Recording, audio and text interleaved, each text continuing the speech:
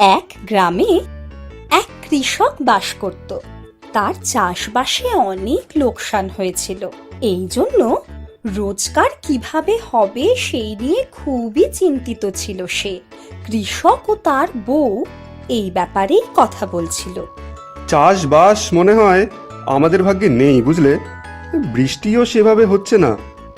আমাদের সংসার কিভাবে চলবে জানি না। চাকরি বাকরি করবো ভাবছিলাম, কিন্তু এই গ্রামে তো কোনো চাকরি বাকরি নেই। এই বাড়ি ছেড়ে ওই পাশের গ্রামটায় যেতে পারলে তবে যদি কিছু পাওয়া যায়।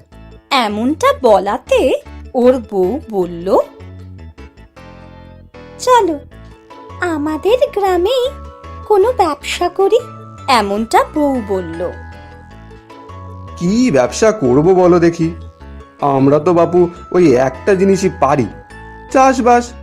ওটাই যখন হচ্ছে না তো কি ব্যবসা করব তুমি বলো না হয়। কৃষক বউকে জিজ্ঞেস করলো। কিছুক্ষণ ভাবার পর ওর বউ ওকে বলল, চলো না আমরা হাঁসের ডিম বিক্রি করি। হাঁসের ডিম ওষুধেরও কাজ করে, এই জন্য ভালো লাভ হবে। আমিও 2 মাস আগে একটা ওষুধের কাজের জন্য হাঁসের ডিম কিনেছিলাম, কিন্তু ওই সময় ওই ডিম দামি ছিল। কিন্তু আমরা হাঁসের ডিমগুলো বেশি দামে বিক্রি করব না, বরং সস্তা দামে বিক্রি করব। ওষুধের কাজে যারা হাঁসের ডিম কেনে তাদের জন্য খুব লাভজনক হবে। সেজন্য ঘরে হাঁস পুষতে হবে। কি? হাঁস পুষবো? মুরগি বললে তাও হতো, সস্তায় পেয়ে যেতাম, কিন্তু হাঁসের তো অনেক দাম। এবার হাঁস কেনার টাকা জোগাড় করতে কোথায় যাই বলো দেখি? আমার কাছে জমানো কিছু টাকা আছে, আমি ওই টাকাগুলো দিচ্ছি। তুমি ওই টাকা দিয়ে হাঁস কিনে আনো। এই বলে বউ কৃষককে টাকা দেয়। ওই টাকা নিয়ে কৃষকটি হাঁস কিনতে বাজারে গেল। বাজার থেকে ফেরার সময় একটা হাঁসও কিনে আনলো। একটা হাঁস দেখে তার বউ জিজ্ঞেস করলো, এ কি, তুমি একটাই হাঁস কিনে আনলে কেন? তোমার কাছে যা টাকা ছিল তাতে তো আরো 4টে হাঁস কেনা হয়ে যেত। আরে শোনো, এই হাঁসটা রোজ ডিম দেবে। এই একটা হাঁসই তো 4টে হাঁসের সমান। যে বিক্রি করছিল সে এমনটাই বলছিল, তাই তো এই একটাই হাঁস নিয়ে এলাম। এই শুনে বউ বলল, ওই দোকানদারটা তোমাকে ভালোই বোকা বানিয়েছে। কোনো হাঁসই রোজ ডিম দেয় না, 1 দিন 2 দিন ছাড়া ছাড়া ওরা ডিম পাড়ে। এমনটা বউ বলল। কিন্তু এই হাঁসটা তো রোজই ডিম পারবে। আরে ওই দোকানদারটা তো এমনটাই বলল, এই জন্যই তো আমিও কিনে আনলাম। এমনটা কৃষক বলল।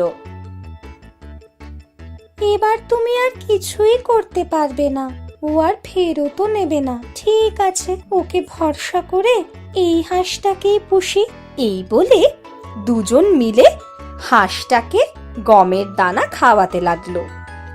1 মাস কেটে গেল, কিন্তু হাঁসটা একটাও ডিম পারলো না। কৃষক অস্থির হয়ে গিয়ে তার বউকে বলল, 1 মাস কেটে গেল, একটাও ডিম পারলো না। এবার কি করি? ঠিক আছে, ধৈর্য ধরো, আর একটু অপেক্ষা করে দেখি।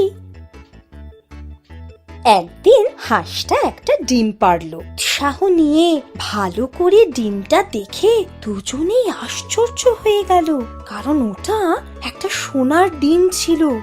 সবিস্ময়ে তার বউ কৃষককে জিজ্ঞেস করলো, কি ব্যাপার বলো তো, এটা তো সোনার ডিম পারলো। আরে হ্যাঁ, আমিও তো অবাক হয়ে গেছি। 1 মাস পর একটা ডিম পারলো, তাও আবার এটা সোনার ডিম।